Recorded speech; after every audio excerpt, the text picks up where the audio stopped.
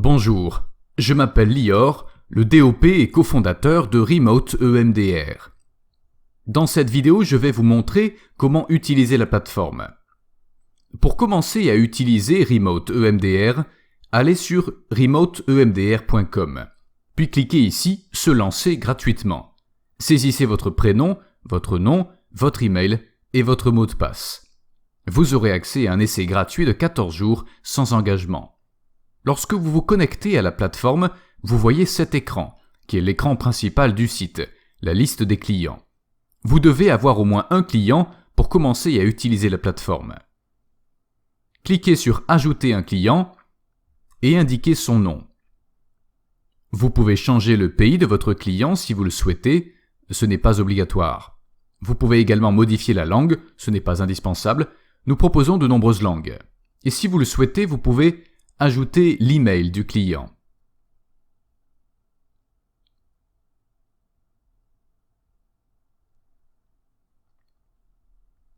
Quand vous êtes prêt, cliquez sur « Créer un client ». Voici le premier de ma liste. Pour commencer, vous devrez envoyer à votre client une invitation à la session. Pour ce faire, cliquez sur le bouton « Inviter le client ». Ensuite, vous pouvez copier le lien en cliquant sur « Copier le lien », puis l'envoyer à votre client en le collant dans un nouveau mail.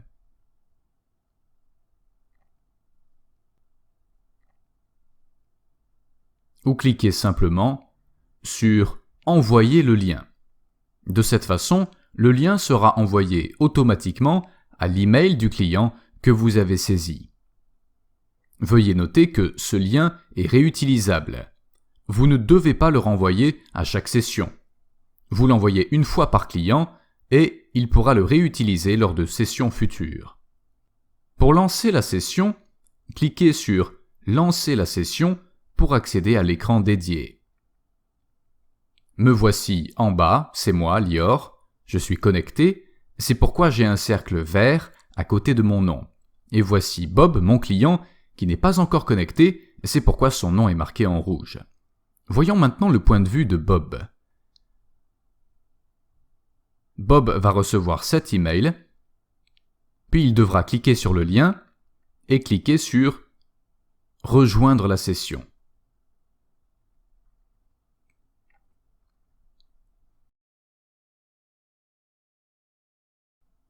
De retour à moi, j'ai reçu cette notification, Bob vient de se connecter.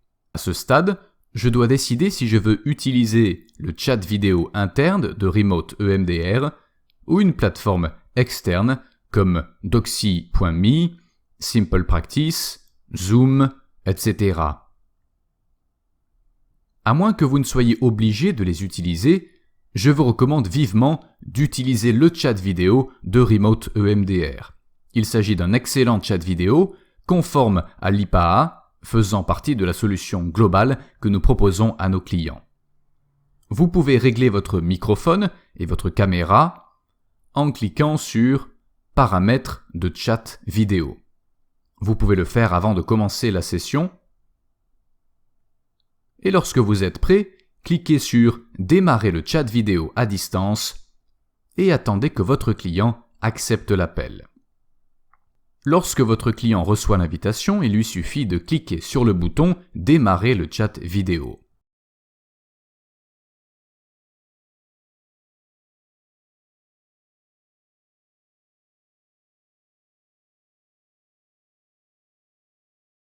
Donc, voici le chat vidéo complet, où je peux voir une grande image de l'autre partie et une petite image miniature de moi-même que je peux faire glisser et ancrer sur l'écran. Et mon client aura une vue similaire, une grande image de moi, le thérapeute, et une petite image miniature de lui-même. Mon client et moi-même disposons de toutes les options de chat vidéo nécessaires sur le côté droit de l'écran. Il s'agit notamment du mode plein écran, ou de la sortie du mode plein écran, des paramètres qui me permettent de changer le micro et la caméra. Je peux me mettre en sourdine, comme je l'ai fait au début, afin que vous ne m'entendiez pas deux fois. Je peux éteindre et rallumer la caméra.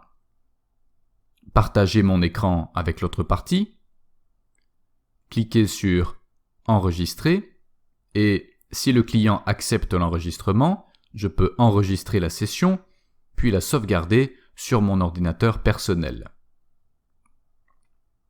Je peux également envoyer des messages, des fichiers, à mon client.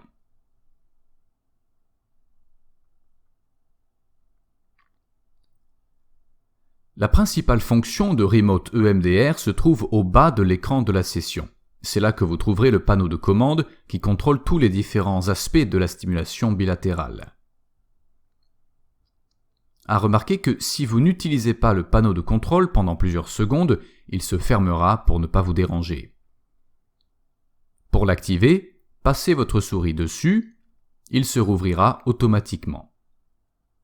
Ensuite, vous pouvez cliquer sur le bouton « Jouer » au milieu pour lancer la SBL. La SBL sera activée sur les deux appareils simultanément, votre appareil et celui du client. Cela signifie que vous, le thérapeute, continuerez à voir le visage de votre client et en bas de votre écran, vous verrez les éléments en mouvement.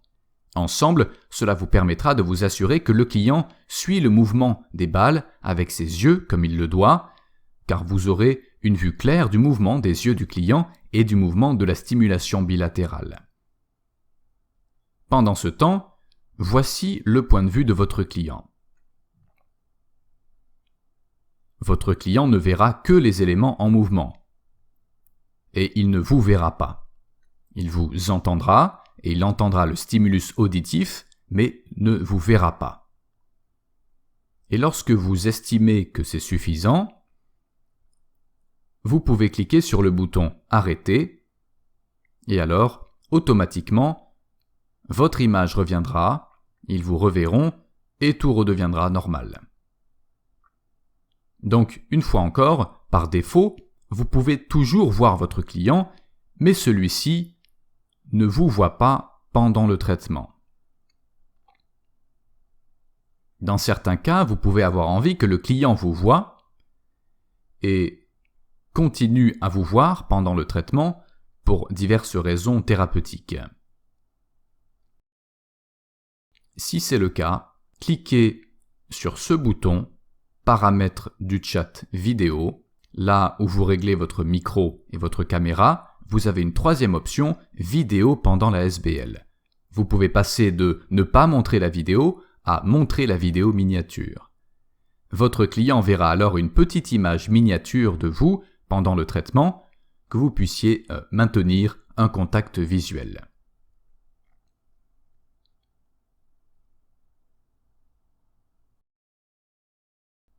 Alors, continuons. Comme je l'ai dit, le panneau de configuration se ferme au bout de quelques secondes s'il n'est pas utilisé. Si vous souhaitez qu'il reste ouvert, vous pouvez cliquer sur l'icône en forme de punaise disponible dans le coin inférieur droit.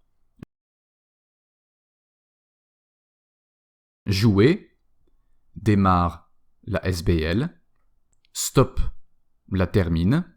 Notez que lorsque vous cliquez sur Stop, elle ne s'arrêtera pas immédiatement.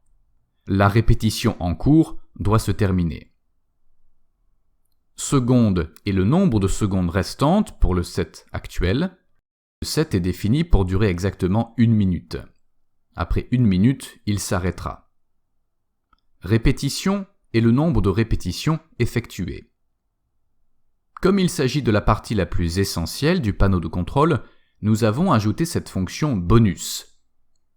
Éjecter le lecteur. Vous pouvez cliquer ici pour faire apparaître le lecteur, le faire glisser et l'ancrer, le placer où vous voulez, ou cliquez ici pour le faire pivoter verticalement. Comme si vous le teniez avec vos mains. Si vous n'aimez pas cette fonction, vous pouvez toujours faire glisser le lecteur vers le bas et le replacer dans le panneau de commande.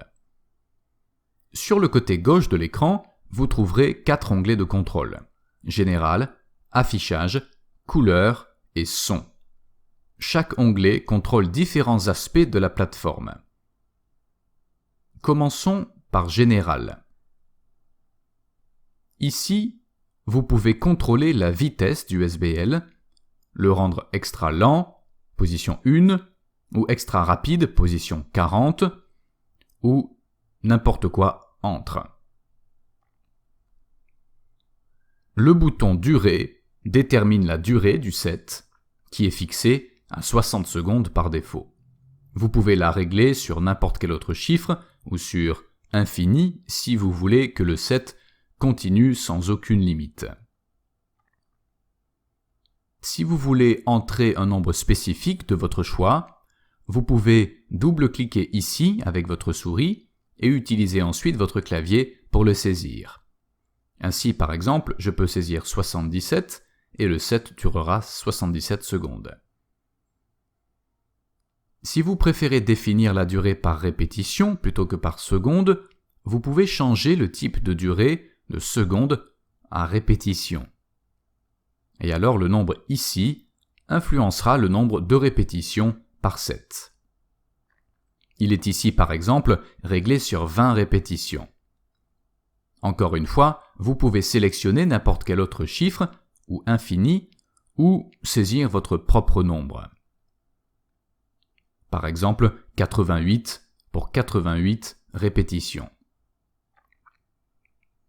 La vue du thérapeute détermine la façon dont vous, le thérapeute, verrez les éléments mobiles. Par défaut, elle est réglée sur éléments visuels en bas. Ainsi, alors que pour mon client, les éléments visuels sont au milieu de l'écran, pour moi, le thérapeute, ils sont en bas. Vous pouvez également régler le bouton sur aucun élément visuel, auquel cas vous ne les verrez pas, seul votre client les verra, ou vous pouvez le régler sur perspective du client, auquel cas vous les verrez à la même hauteur que lui. Passons à l'onglet Affichage. Dans l'onglet Type, vous pouvez sélectionner l'aspect du SBL. Il s'agit de Scan, il existe aussi vertical, diagonale gauche, diagonale droit, saccade, saccade verticale, infini, infini inversé, ellipse, ellipse inversée. Nous avons la fonction aléatoire qui change aléatoirement le type de mouvement toutes les 2 secondes.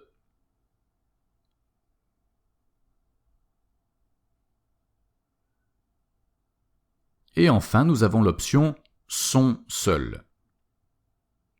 De cette façon, seul le stimulus auditif sera activé. Le bouton hauteur permet de contrôler la hauteur des éléments visuels. 1 est la plus basse et 40 la plus haute. Je peux choisir n'importe quelle autre valeur. Élément me permet de déterminer s'il y aura 2 éléments ou un seul. Forme me permet de modifier la forme des éléments visuels. Au lieu de cercle, je peux choisir des carrés, des ours en peluche, des chats, fleurs, voitures, chiens, balles. Chaque élément visuel existe en plusieurs tailles. Je peux donc sélectionner à la fois la forme et la taille. Dans l'onglet Couleurs, je peux personnaliser entièrement les couleurs de l'arrière-plan, des éléments et du centre des éléments. Si je recherche une couleur ou une nuance spécifique qui n'est pas disponible ici, je peux cliquer à nouveau et d'autres couleurs ou nuances me seront proposées afin que je puisse trouver ce que je recherche.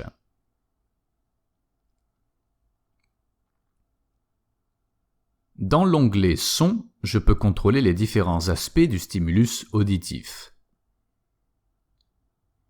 Tout d'abord, je peux décider qui entendra le stimulus auditif.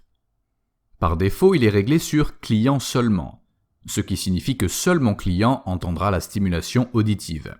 Je peux le régler sur son désactivé, et alors personne ne l'entendra, ou sur son activé, et alors mon client et moi entendrons le son.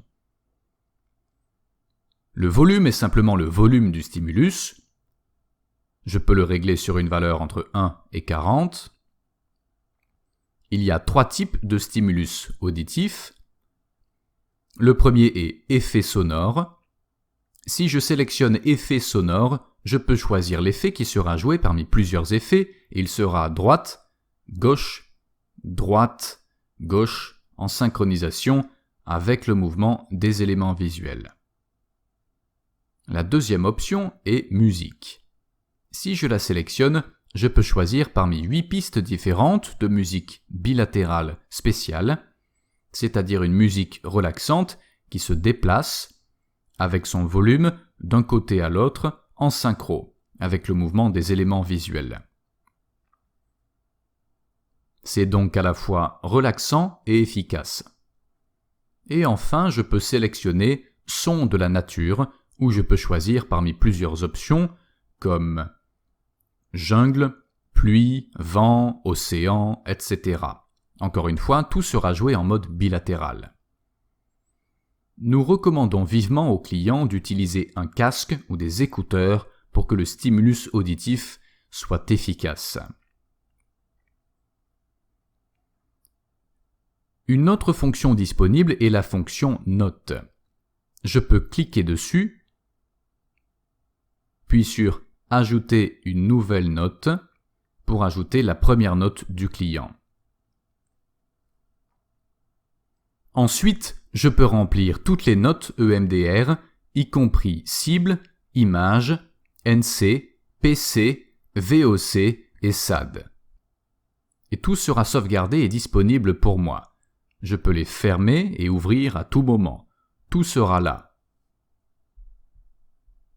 Je peux toujours ajouter des notes en cliquant sur « Ajouter une nouvelle note ». Je peux dupliquer des notes en déplaçant ma souris ici et en sélectionnant « Dupliquer la note », puis cette note peut être dupliquée et je peux l'éditer. Et je peux copier la note dans mon presse-papier pour la coller sur une autre page.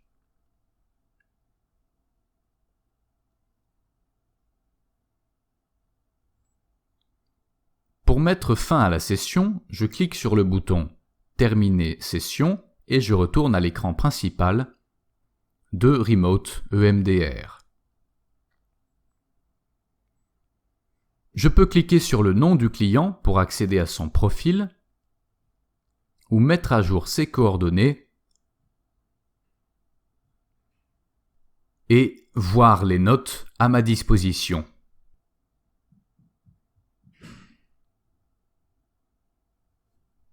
Ainsi, je peux me préparer à la séance et me rafraîchir la mémoire.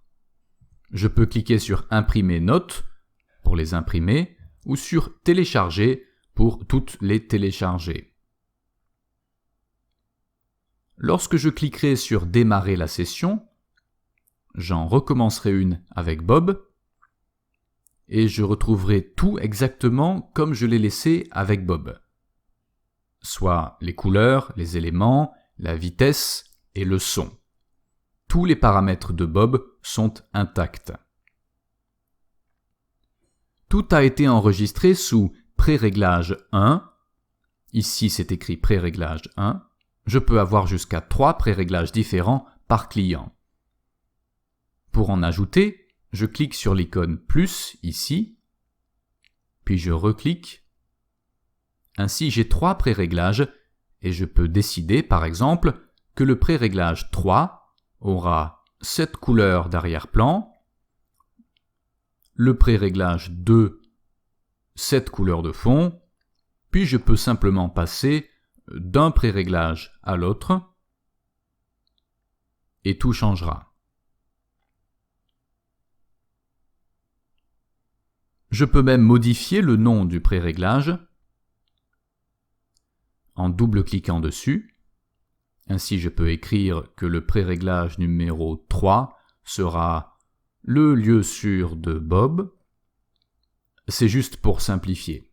Vous pouvez les définir comme vous le souhaitez. Pour supprimer un préréglage, je double-clique sur son onglet, puis je clique sur la petite croix ici et il sera supprimé. J'espère que vous avez trouvé cette vidéo claire et utile. Nous sommes toujours disponibles pour vous à l'adresse info@remoteemdr.com.